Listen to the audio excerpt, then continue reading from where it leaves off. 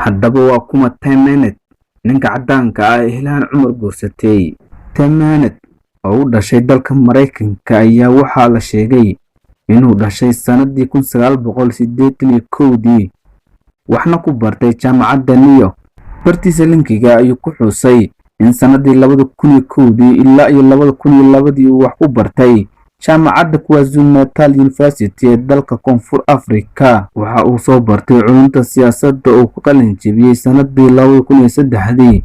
wixii intaa ka dambeeyay waxa uu la soo shaqeeyay hay'adda la yiraahdo Alliance for Justice kahor inta uusan ku biirin shirkadda E Street Group. waxa uu horay u soo maray guur waxa ayna wada joogeen Beth Maynard oo ay dhawaan kala tageen.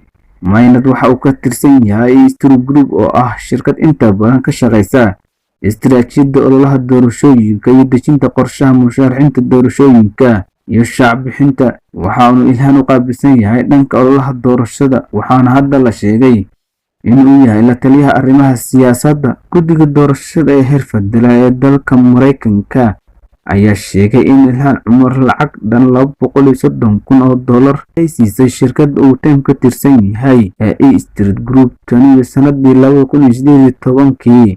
lacagahaas oo loogu qaban jiray la talinta dhanka siyaasadda iyo istiraatiijiyadda ololaha doorashada. Tim Maynard iyo xaaskiisa ayaa kala tagay sanadkii la soo dhaafay kadib markii ay sheegtay inay ku tuhunsan tahay inuu xiriir la leeyahay Ilhaan Cumar. sidoo kale bishii Oktoobar ee sanadkii hore Ilhaan Cumar ayaa dalbatay inay ka tagto saygeedii hore Axmed Xirsi oo ay u dhashay 3 carruur ah. haddaba daawadayaal sidee kula tahay in Ilhaan Cumar ay guursatay nin caddaan ah? diintiisa maxay ka qabtaa? fadlan haddaad nagu cusub tahay channelkan subscribe inoo saar si aad noola wadaagto wararkeena ugu dambeeyay iyo warbixinadeena. magacaygu waa Maslax Nasiib.